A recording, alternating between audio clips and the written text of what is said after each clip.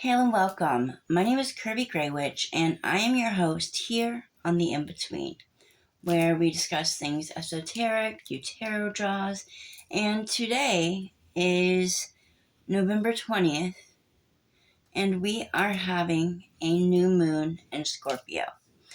I'm not sure if you guys are aware, but Scorpio is all about transformative energy, life, death, and rebirth. And with this said, this intense Scorpio energy, we are also having a Mercury retrograde. And retrograde motion, what is that? So retrograde is a time when the planets seem to be moving backwards in the opposite direction. That's why, if a planet, goes retrograde, it might go from Leo to Cancer, whereas we all know zodiac's Cancer and then Leo. Retrograde motion is backwards. So what does this mean for us? So when Mercury is in retrograde, it often has to do with communication. Mercury is the messenger god. Mercury, the planet, has to do with communication. That is often why during Mercury retrogrades, um, uh, cell phones or laptops or wireless internet, anything to do with communication. Even when you're interacting with technology, it is an interaction. It's a form of communication. You tell the phone what to do and it does it. It doesn't even have to be talking to someone else. But that is why it is so imperative, especially when communicating with others or making agreements, which I would postpone agreements, any major agreements, until after Mercury retrograde, just to eliminate all that. So it doesn't, potentially affect you not reading the fine print, there being a misunderstanding.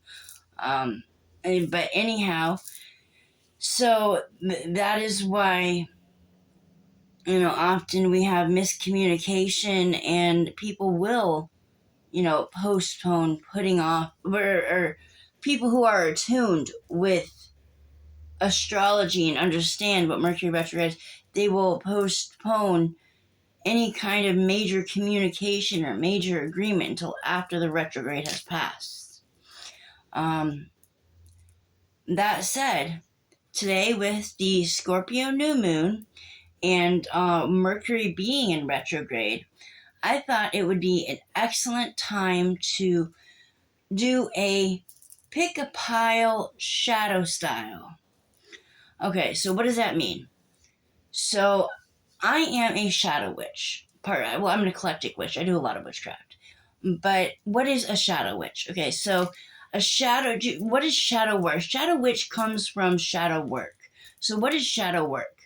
Shadow work is when we dive into the hidden aspects of our psyche, into the parts of ourselves that we may not necessarily like, the parts that embarrass us, the parts that, the traumatizing things that happened when we were kids or at some point during our life that we don't want to look at because it's not pretty. It doesn't feel comfortable. The unfortunate part about the way society and culture is these days is oftentimes it is seen as better to sweep something under the rug because it's not pretty, because it's not comfortable. Don't say it because it'll make someone uncomfortable. However, darkness will be dark until light is brought to it. And this is perfect for this. This is the epitome of the cycle of life, death, and rebirth. You bring it to light, and you transmute that pain. You alchemize it into power.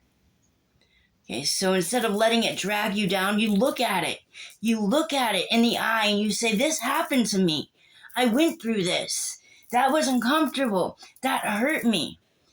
And then you look at why it hurts you, and just other nuancing reasons of and how that affected you. And doing this, a lot of shadow work is a lot of journaling.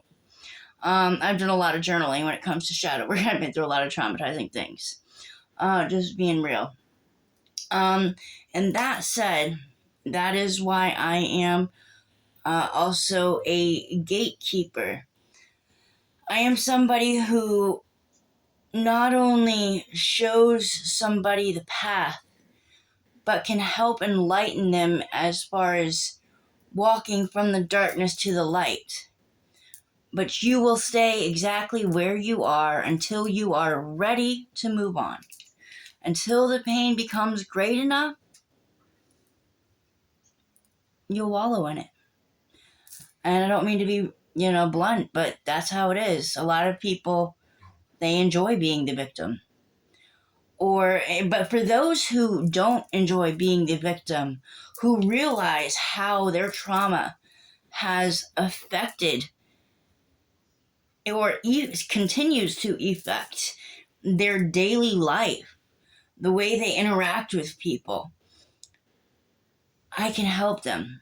I can help you look at your darkness and bring it to light and use that pain as a power, as a stepping stool to elevate. So what does what does that look like in real life? All right, so for me, when I was younger, I'm going to be straight up and blunt and honest with you guys, because let's get real and raw here.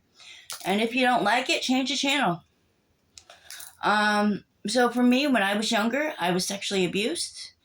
I'm not going to go into it, but part of the effects that I've noticed, because I was sexually abused when I was sleeping repeatedly, part of the effects of that, even if I am dating someone now, if a man or whoever I'm sleeping with, laying next to and I'm asleep, if they try to engage sexually with me, maybe try to wake me up or something, I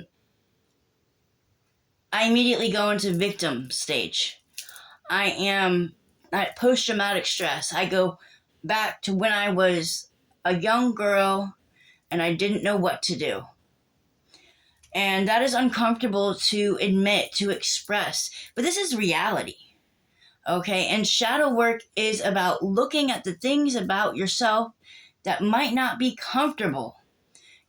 By telling yourself, oh, well, that's something I should hide. You are not allowing yourself to heal. Because hidden things don't just go away.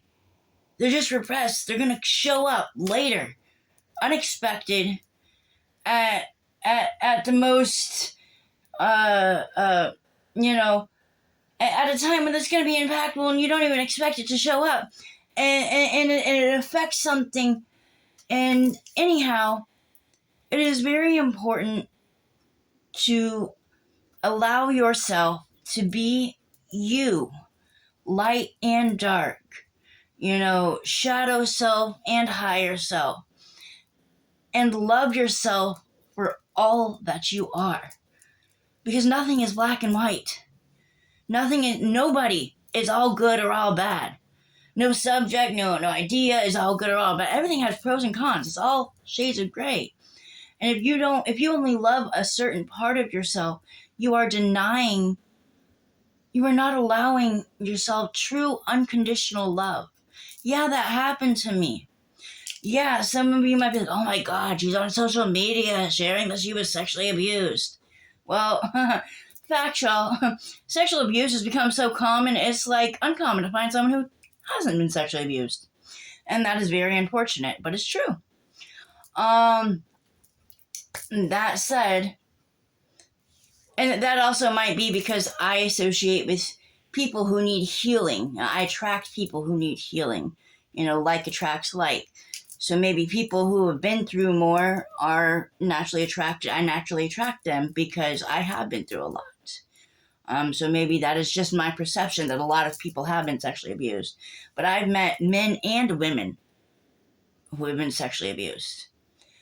So anyways, enough about me and my trauma. I just wanted to get real with you for a second so you understand the gravity of this. It is imperative that you integrate your shadow self into your higher self so you can love yourself fully. But only when you are ready. Don't force it. Okay? Because a lot of times these things might need to be done with somebody else. You might need a counselor to guide you, because you are visiting and revisiting traumatic things. Disclaimer. Uh, this is what my understanding of shadow work and things that I do that work for me. So I'm not liable for anything that you may do if you take my uh, suggestions based on astrology or my own understandings. I just want to put that out there. So you do you. If it vibes with you, do it, and that's on you. I'm just trying to help you all who are trying to help yourself. All right, so back to the pick a pile shadow draw. Okay, so what we can do a little differently today. So normally I focus the phone on the cards, and I already have 3 cards picked out, and blah blah blah, or 3 piles picked out, blah blah blah blah. We're not going to do it like that. So what I'm going to do is I'm going to pull a tarot card, pull two oracle cards, an oracle card from 2 different oracle decks. All right, to get some insight on this. And I want you to think of 1, 2, or 3. Do you feel, when you think of shadow work, are you called to the number more of 1, 2, or 3? Pause the video if you need a second to think about that. And I'm going to pull the cards out and be back.